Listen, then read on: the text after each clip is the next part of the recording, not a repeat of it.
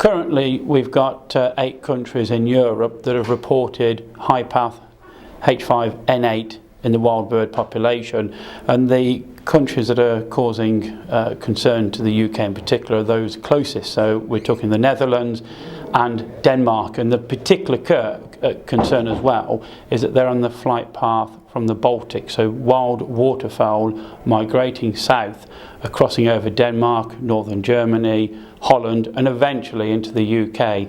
So some of those countries on the flight path, I've mentioned Denmark and Holland, and also Germany, have reported cases in the wild bird population of high path AI. So that is the concern given the potential threat to the UK. Denmark and Holland, as I understand it, have issued a housing order, so free-range birds must be housed, and I believe France are actively looking at housing. At the moment they're looking at the risk to, or they're assessing the wild bird risk. They're carrying out increased surveillance, and they are considering a housing order for free-range poultry. So there is increasing concern amongst our producers that housing would be an appropriate response. Industry has indeed called for housing on the eastern side of the country, and as we saw today at the AI meeting in York, a show of hands from producers, approximately 2/3 of them said that they would support in principle a housing order. So we're liaising with Defra on that.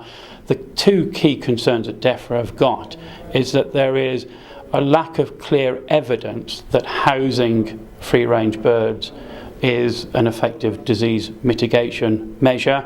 There's also concern on the back of that the effect it could have on birds themselves if they're used to ranging their well-ranging flocks. What impact will it have on their potentially on their health and welfare if they're no longer allowed to range?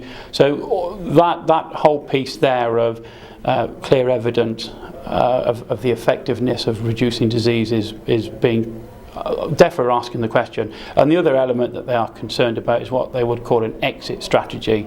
So what conditions have to exist? What would be the trigger to rescind that housing order? So for example, if they imposed a housing order now, say for the next 30 days, if we fast forward the clock to 30 days and nothing had changed in the disease risk status, then what would we do then? You know, would we continue for another 30 days? So what does it look like? What is a clear exit strategy, and what needs to happen for that housing order to be rescinded? So Defra are talking to industry, they are happy to engage, they are asking for more evidence, but personally I don't think until we get the high risk or the risk status of incursion into the wild bird population in the UK, until we get to that point, or indeed we have evidence of wild waterfowl in the UK being infected with high path AI, I don't think that we will see a housing order in the UK for the time being until we get to those points.